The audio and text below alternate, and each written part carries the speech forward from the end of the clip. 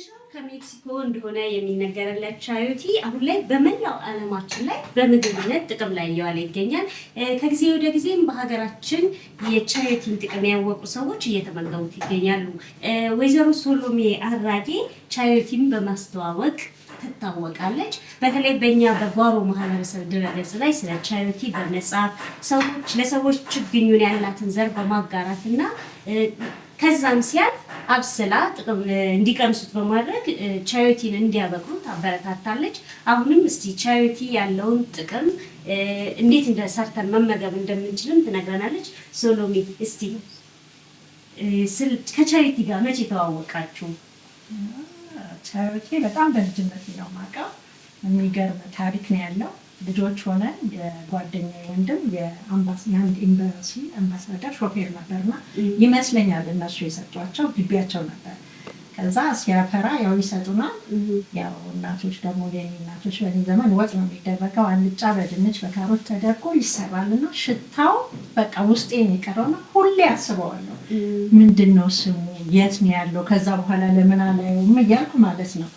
እንግዲህ ከ50 ዓመት በኋላ አንድ ጊዜ የምማርበት ኮሌጅ ሁሌ በማልፍበት መንገድ በአጋጣሚ ዞር ስል በግንብ ላይ ተንጠልጥሎ ከዛ ሮጬ በሩን አንኳኩቼ አትክልተኛው ፈልጋለሁ አነጋገርኳቸው። እዚህ ሀገር አይበቅልም 300 ብር ነው አንድ ችግኝ ይወደድብሻል ሲሉ ግድ የለም ይሆናል ይዘውልኝ እንጂ አልኳቸው። ምን አሉኝ ሰውዬው? ቻዮቲ ይባላል ጎግል አድርጌ ያሉ። እሺ ብዬ ምናምን ብዬ ሴቭ አደረኩት ስሙን እንትን ላይ። ከዛ አንድ ወር ቀጠሉኝ ማለት ነው። ጎግል አደረኩት፣ እንዴት እንደሚበቅል አየሁ። በጣም ገረመኝ። እንደዚህ በቀላሉ የሚበቅላል ነው እንዴ? 300 ብር ምናምን የብቻ ጊዜው ሲደርስ ሄድ። ከዛ እኔ እኮ ጎግል ሳደርግ እንዴት እንደሚበቅል አየሁ። ልክ አይደለም ምናምን ስላቸው እሱንም ይናገራል አሉ። አዎ ተናገረኝ ብዬ ከዛ በ100 ብር ይባሉ ምናምን ስላቸው 100 ብር አይሆንሽ ሰጥቷቸው ራሴ ነኝ የምተክለው ሲመጣ አብሬሽ ነው የሚሄደው ብለው ነበር። እርሶ የማያስፈልግ በቃ አይቼዋለሁ ብዬ ያመጣሁት ተከልኩት ማለት ነው። ከ6 ወር በኋላ ፈራልኝ። በጣም ደስ አለኝ። እኔ የማውቀው እንግዲህ በልጅነቴ ዱባውን ወጥ ሆኖ ነው፣ ግን ቅጠሉ እንደሚበላ ያው ዘመን የእውቀት ዘመን ስለሆነ በደንብ ዲቴሉን አወቅን። በጣም ጠቃሚ ምግብ እንደሆነ ማወቅ የወደድኩትና የሚጠቀምኝ በተለይ ለእድሜ እኩዮቼና ለልጆች በሰውነት ግንባታ ላይ በጣም የሚጠቅም ነገር ስለሆነ በፖታሽየም የበለጸገ ምግብ ስለሆነ ለሰው ሁሉ እየሰጠሁን እየተለመደ ነው። እንደዛ ነው የተዋወቅነው ከቻዮቲ ጋር። እንዴት ነው ቻዮቲን ሰዎች አብስለው መጠቀም የሚችሉት? አሁን ለምሳሌ ጎመኑ ልክ እንደ ቅጠሉ ልክ እንደ ጎመን እናበስለዋለን።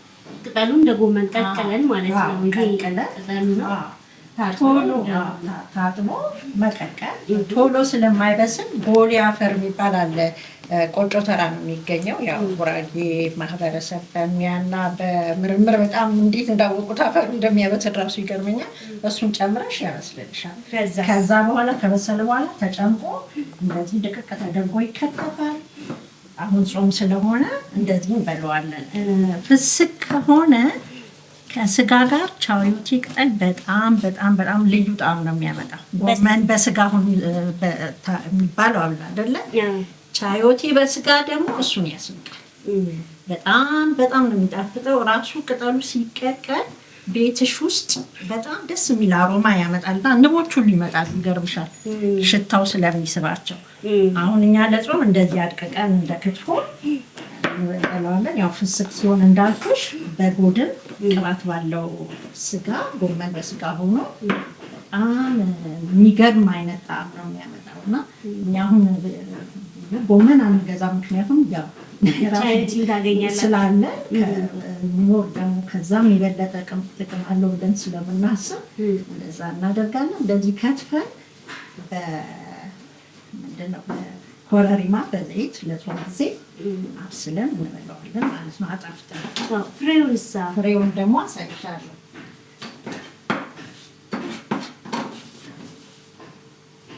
ፍሬው ቻዮቲ ሲከተፍ ወይም ሲላጥ ከውስጡ የሚወጣው ፈሳሽ እጅግ ልክ የመሰነጣጠቅ ባህሪ ያለው።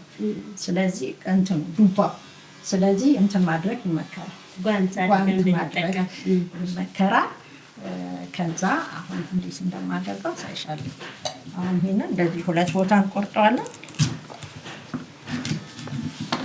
ውስጡ ያለው ዘር እናወጣዋለን። ዘሩ ይሄ ነው። ግን በቀደም ሳይ ኢንተርኔት ላይ ዘሩም እንደሚበላ አንድ ሰው ዘሩን እየበላ ያሳየን ነበር። ቻዮቴ በጥሬውም ይበላል፣ በስሎም ይበላል። ይሄ በጣም ሶስ መስሪያ፣ ሾርባ መስሪያ፣ ዳቦ ተፈይቶ ማለት ነው። ወይም መፍጫ የሌለው በእጁም አድቅቆ ከዱቄት እና የሚወደውን ነገር ጨምሮ ዳቦ ማዘጋጀት ይቻላል። ፍራይድ ሆኖ ይበላል። እንደገና ደግሞ ማሪኔት ይደረግና በውሃ በቅመሞች በሰለሪ ፐርሰሊ የኮሪያንደር ማለት የድንብላል ቅጠል ምናምን ተደርጎ ቃሪያ ተጨምሮበት ሶክ ይደረጋል።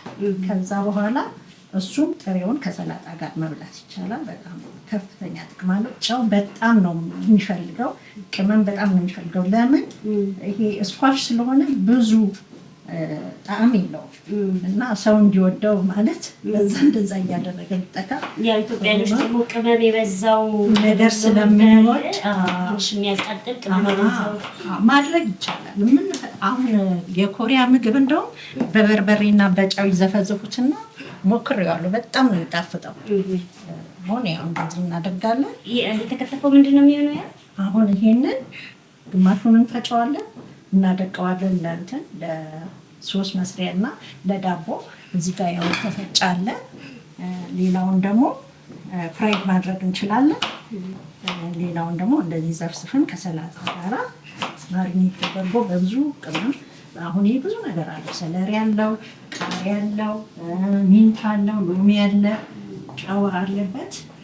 ይህን እንደዚህ የተደረገው ዘፍዝፈን በዚህ ምንድን ነው የምናደርገው? እሱ ከጥሬው ከሰላጣ ጋር ከሰላጣ ጋር ይሄኛው እንዳልኩሽ ተፈይቶ ዳቦ እናደርግበታለን።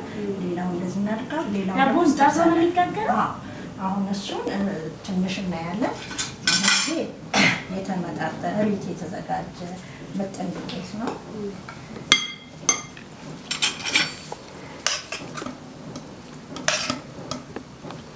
ዳቦ ውስጥ ገብቶ ተቦክቶ እርሾ ምናምን ተደርጎበት ኮክስ ታስገቢዋለሽ። በጣም ኬክም ይሰራበታል። ያው የኬክ ማለት ነው።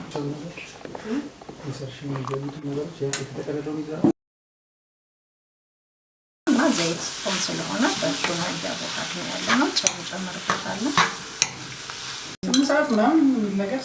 ለምን ሌት ከሆነን ብዬ ነው። ቀረን ጨው ጨምሬያለሁ እንጂ ሰው ጨምሬ ቀረፋ እናደርግ።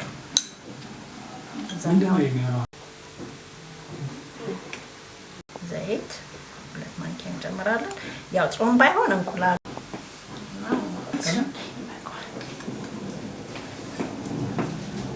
ተዋህደ በእንትን እንመተዋለን።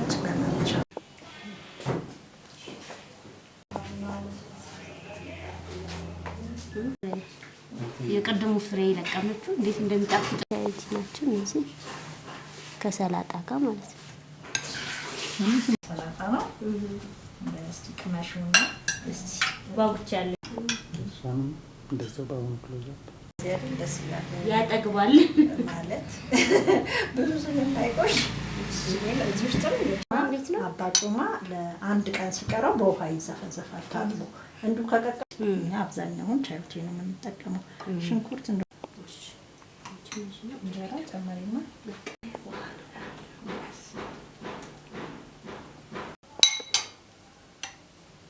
ደስ ይላል። ያው የሰራሽበት እያየሽው በቃ ጥሬው የሚበላው ሰላጣ በጣም ቴስቲ ይጣፍጣል። በጣም እንትን ይላል። ከጎመን ጨው አይደረግበትም ነው አምስቶች ነው። ግን ይሄ ሰላጣውን አይ በጣም ወድጄዋለሁ። ይሄን ቴስቲ ነው ፍሬው ማለት ነው በራሱ ውሃው አይደል? ቅድም ብለሽ ነበር። ግን የጥብስ ቅጠል አለው፣ ሚንት አለው፣ ሰለሪ አለው፣ ቃሪያ አለው፣ ነጭ ሽንኩርት አለው። በእነሱ ተደርጎ ተዘፍስፏልና የነሱ እዛው ሶክ ሲደረግ የነሱን ነገር ይወስዳል። ብቻውን ቢሆን ግን እንደዚህ አይነት ቴስት አይኖረውም። ምን ያህል ሰዓት ነው የሚዘፈዘፈው? አሁን እኔ ዛሬ ነው የተዘፈዘፈው፣ ግን ምንም አይሆንም። ፍሪጅ ውስጥ ብታደርጊው ሁሌ እያወጣሽ መጠቀም ትችያለሽ። በጣም ቴስቲ ነው፣ ወድጃለሁ። ቅድም ወደ ግቢሽ ስንገባ በአንድ ጊዜ የቤትሽ ውበቱ ያለው ግሪን ነገር ማረከንና